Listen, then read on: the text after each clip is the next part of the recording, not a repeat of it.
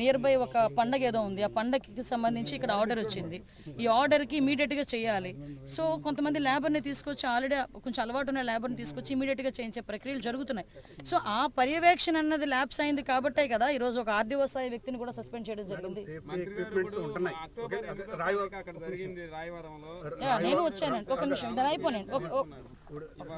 రాయవరంలో safety equipment ఉంది, ఇక్కడ కూడా సేఫ్టీ ఎక్విప్మెంట్ ఉంది. కానీ వాటిని కాపాడే పరిస్థితులు అంటే ప్రమాదం జరిగినప్పుడు ఆ ఎక్విప్మెంట్ వల్ల ఏ ఉపయోగం రెండు గంటల్లో దీనికి సంబంధించి సేఫ్టీ ఎక్విప్మెంట్ అన్నది ఎప్పుడు ఉపయోగపడుతుంది అంటే మీరు అబ్జర్వ్ చేయండి. సేఫ్టీ ఎక్విప్మెంట్ అనేది ప్రిలిమినరీగా ఏదైనా బ్లాస్ట్ జరుగుతుంది అనుకునేటప్పుడు ఇమీడియట్గా ఉపయోగపడుతుంది. ఇక్కడ ఇంత పెద్ద ఎక్స్ప్లోజివ్ మెటీరియల్ ఇక్కడ పెట్టుకుని ఒక్కసారిగా జరిగినప్పుడు ఎవరికి కూడా ఆ మెటీరియల్ కూడా ఉపయోగపడే పరిస్థితి కూడా కనిపించట్లే. సో దీనికి ఏంటి ఒక ఎస్ఓపి కూడా లాస్ట్ టైము మన మన మన ఈనాడు విలేకరు చెప్పినట్టుగా ఆ రోజు రాయవరంలో జరిగిన ఇన్సిడెంట్ తర్వాత ఒక హై లెవెల్ కమిటీ కూడా వచ్చింది. మీరు అబ్జర్వ్ చేశారో లేదు, సురేష్ గారి నేతృత్వంలో, ఐఏఎస్ సురేష్ గారి నేతృత్వంలో ఆయన ఒక ఎస్ఓపి కూడా ఇచ్చున్నారు. ఆ ఎస్ఓపిని బేస్ చేసుకుని మేము తర్వాత ఫర్దర్గా కూడా ఎన్ఓసీలు కానీ లైసెన్సులు కానీ ఇస్తున్నాం. అయినప్పటికీ కూడా ఇలాంటివి జరిగినాయి కాబట్టి ఈరోజు 4 ఆఫీసర్లు మేము సస్పెండ్ చేయడం జరిగింది. చెప్తున్నానండి, ఇప్పుడే నేను లేబర్ మినిస్టర్ గారితో కూడా మనం సుభాష్ గారితో లేబర్ డిపార్ట్మెంట్కి మా దగ్గర ఇంతమంది పనిచేస్తున్నారని ఇక్కడున్న ఓనర్ మాకు లిస్ట్ ఇవ్వాలి. లిస్ట్ ఇచ్చి వాళ్ళు ఒక 100 రూపీస్ అంతే వాళ్ళకి సంబంధించి వెల్ఫేర్ బోర్డుకి కడితే కనుక వీళ్ళకి ఇన్సూరెన్స్ వస్తుంది. సో అది కూడా వాళ్ళు చెయ్యట్లా. ఇప్పుడు మా దగ్గర రిజిస్ట్రేషన్ ప్రకారం చూసుకుంటే ఓన్లీ 8 మంది మాత్రమే ఇందులో పని చేయాలి. 8 మందికే మేము పని చేస్తామని వాళ్ళు డిక్లరేషన్ ఇచ్చారు. ఇప్పుడు అరౌండ్ ఇంతమంది ఇక్కడికి వచ్చి పని చేస్తున్నప్పుడు అదే ఆ పర్యవేక్షణ లోపం ఉంది కాబట్టి అధికారుల మీద చర్యలు తీసుకోవాలి.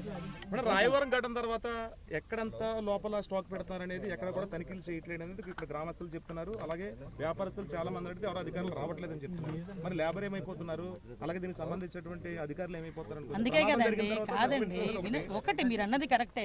ప్రమాదం జరిగిన తర్వాత సస్పెండ్ చేయడం అన్నది మా రెస్పాన్సిబిలిటీ, మేము చేస్తాం. ముందు ఆ పర్యవేక్షణ లోపం జరిగింది కాబట్టి ఇంతవరకు వచ్చింది. నేను విషయం ఏంటంటే మీరు అన్నది నేను ఒప్పుకుంటా. చాలామంది ఏమవుతుందంటే ఆశ కొద్ది ఇంత మెటీరియల్ మాకు ఆర్డర్స్ వచ్చినాయి కాబట్టి ఇంత మెటీరియల్ పెట్టుకుంటాం.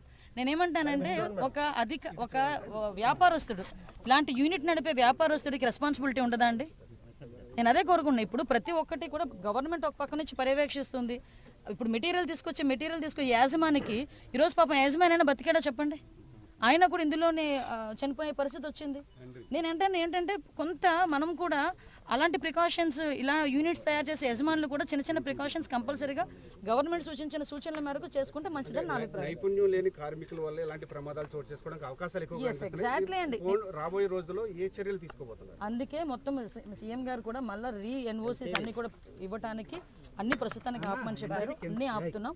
అన్ని ఆపిన తర్వాత మళ్ళీ అసలు ఎంతవరకు స్కిల్ ఉన్నారు, ఎంతవరకు అన్స్కిల్డ్ ఉన్నారు, ఒకవేళ వాళ్ళకి ఏదైనా ఇన్సూరెన్స్ ఇవ్వడానికైనా సేఫ్టీ ప్రికాషన్స్ ఎలా తీసుకోవాలి, ఆ ఎస్ఓపిని ఎలాగ మనం ఇంప్లిమెంట్ చేయాలి అన్న దాని మీద కూడా ఒక కమిటీ కూడా ఏర్పాటు చేస్తున్నారు. దాని మీద తీసుకున్న తర్వాతనే ముడి సరుకు సంబంధించి ఎక్కడెక్కడ తెస్తారో మూలాలు గుర్తిస్తామన్నారు, కమిటీ వేసామన్నారు. మరి ఇల్లు కూడా గతంలో పెద్ద ఎత్తున ముడి సరుకు ఆల్రెడీ ఒక్క నిమిషం అండి, ముడి సరుకులు ఎక్కడి నుంచి కొంటున్నారు? మీకు ఒక విషయం చెప్తున్నా, ముడి సరుకు ఎక్కడి నుంచి కొంటున్నారు? ఇక్కడున్న ప్రతి పేపర్ ఎక్కడి నుంచి వచ్చింది, ర్యాప్ చేసే పేపర్ ఎక్కడి నుంచి వచ్చింది, అది పార్టీలకు సంబంధించి జగన్మోహన్ రెడ్డి పాంప్లెట్లు ఎందుకు ఉన్నాయి, అన్నీ మాట్లాడతాం.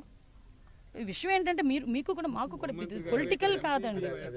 ఎస్ ఎగ్జాక్ట్లీ, అది కూడా ఇన్ఫర్మేషన్ వచ్చిందండి. ఒక ఇన్ఫర్మేషన్ మాకు ఉందండి. ఇప్పుడు విషయం ఏంటంటే నేను పొలిటికల్గా మాట్లాడాలనుకుంటే మీరు ఏమైనా పొలిటికల్గా మాట్లాడాలి, నేను పొలిటికల్గా మాట్లాడతాను. కానీ పొలిటికల్గా మాట్లాడుకునే పరిస్థితి కాదు. సుమారుగా 20 మంది చనిపోయారు, కుటుంబాలు రోడ్డున పడ్డాయి. ఈరోజు గవర్నమెంట్ ఆదుకుంటుంది. ఇటువంటి సందర్భంలో నేనేమంటానంటే కంపల్సరీగా అందరం కూడా కలిసి దీని మీద ఒక కంక్లూజన్కి రావాలి, చర్యలు తీసుకోవాలి. మీరు అన్నది కరెక్ట్. దాని మీద కూడా ఇందాక ఎస్పీ గారు కూడా నాతో చెప్పున్నారు. లాస్ట్ ఇదే ఎంపీపీని ఇదే బ్లాస్ట్కి సంబంధించి ఒక 3 నెలలు కూడా ఏదో కేసులో ఆయన ఇరుక్కున్నాడు అన్నారు. ఒకసారి ఆ కోణంలో కూడా మేము ఎంక్వైరీ చేసుకుంటాం.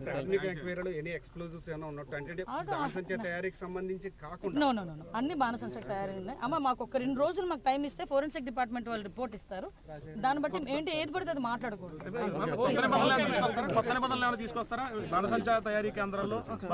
ఆల్రెడీ ఎంక్వైరీ వేసాం కదా, ఇచ్చిన రిపోర్ట్ని బేస్ చేసుకుని తీసుకుంటాం. విస్ఫోటనం జరిగింది. ఇక్కడ ఫైర్ క్రాకర్స్ ఏదైతే మ్యానుఫ్యాక్చరింగ్ యూనిట్ ఉందో ఈ యూనిట్లో జరిగిన అత్యంత ప్రమాదకరమైన ఘటన నిన్న రాష్ట్రం మొత్తం ఒక్కసారి ఉలిక్కిపడేటట్టు జరిగింది. ఓవరాల్గా ఇందులోని 20 మంది ప్రాణాలు కోల్పోవటం, 9 మంది సుమారుగా హాస్పిటలైజ్డ్ అవ్వటం మనందరం కూడా చూస్తున్నాం. అయితే ఇన్సిడెంట్ ఇన్ఫర్మేషన్ గౌరవ ముఖ్యమంత్రి గారు పెన్షన్ల పంపిణీ కార్యక్రమంలో చీపురుపల్లిలో ఉన్నారు. పెన్షన్ పంపిణీ చేసి బయటకు వచ్చిన వెంటనే ఇన్ఫర్మేషన్ తెలిసిన తర్వాత ఇమీడియట్గా ఎంతమంది ఏమైంది, క్యాజువాలిటీస్ ఎన్ని ఉన్నాయి, ఎలా జరిగిందో ఒకసారి ఇన్ఫర్మేషన్ తీసుకోమని ఇమీడియట్గా నన్ను అక్కడి నుంచి పంపించడం జరిగింది. నేను బయలుదేరిన కొద్దిసేపటికి ఇంకా సారే ఇంత పెద్ద విస్ఫోటనం జరిగిన తర్వాత కంపల్సరీగా నేను వెళ్ళాలి, అక్కడ ఏం జరిగిందో చూడాలి, వాళ్ళందరికీ కూడా భరోసాగా నుంచోవాలని గౌరవ ముఖ్యమంత్రి గారు మీరు అబ్జర్వ్ చేశారు. ఆయన జెడ్+ సెక్యూరిటీ ఉన్న మనిషి, ఒక సెక్యూరిటీ ఎవరు లేరు, బీపీ కార్ లేదు, ఏమీ లేదు. డైరెక్ట్గా అతను చాపర్లో వచ్చి ఇక్కడ దిగి కలెక్టర్ గారి కారులోని పర్యవేక్షించడం కూడా మనందరం చూసాం. ఎందుకు ఈ మాట చెప్తున్నానంటే ఒక కమిట్మెంట్ గల ముఖ్యమంత్రి గారు స్పందించిన తీరు గురించి చెప్పడానికి ఇదంతా నేను చెప్తున్నా. అట్ ద సేమ్ టైం అదే టైంలో ఇక్కడికి రావటం, ఇక్కడికి వచ్చి మొత్తం ఈ స్థల పరిశీలన చేయటం, అక్కడికి మార్చురీ దగ్గరికి వెళ్ళి అక్కడ ఉన్న మృతదేహాలని వాళ్ళ కుటుంబ సభ్యులని మృతదేహాలను చూసి వాళ్ళ కుటుంబ సభ్యులను కూడా పరామర్శించి జీజీహెచ్కి కాకినాడ వెళ్ళి అక్కడ ఉన్న వాళ్ళందరినీ కూడా పరామర్శించి అక్కడ ప్రెస్కి కూడా అడ్రస్ చేయడం జరిగింది. ఓవరాల్గా ఈ దుర్ఘటన నేపథ్యంలో ఎంతమంది అధికారులు అయితే ఇందులోని అంటే రెస్పాన్సిబిలిటీ అంటే కొంత ఇర్రెస్పాన్సిబుల్గా ఉన్నారో ఆ 4 ఇర్రెస్పాన్సిబుల్ ఆఫీసర్స్ని గుర్తించి వాళ్ళని కూడా ఈరోజు ఒక అకౌంటబిలిటీకి అట్ ద సేమ్ టైం వాళ్ళ మీద చర్యలు కూడా తీసుకోవడం జరిగింది. ఒక ఎంక్వైరీ కూడా వేయడం జరిగింది.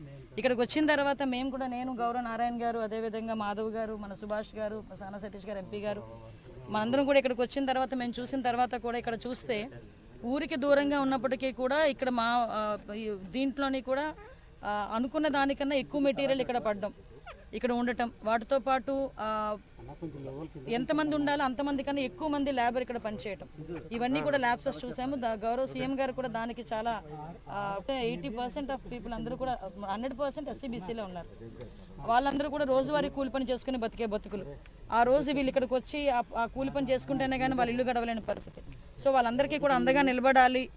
ఎవరు తప్పిదం ఎవరిదైనప్పుడు తర్వాత విషయం, కానీ ముందు మనం అండగా నిలబడాలనే ఉద్దేశంతో గౌరవ సీఎం గారు కూడా ప్రభుత్వం తరపు నుంచి 20 లక్షల రూపాయల ఎక్స్గ్రేషియా, అదేవిధంగా కుటుంబ సభ్యులకి ఇల్లు లేవన్న వాళ్ళకి హౌసింగ్ ఇవ్వడానికి, కొంతమంది తల్లిదండ్రులు కోల్పోయిన ఇద్దరిని కోల్పోయిన పిల్లల్ని కూడా చదివించే బాధ్యత, ఇవన్నీ కూడా గౌరవ ముఖ్యమంత్రి గారు అదేవిధంగా మన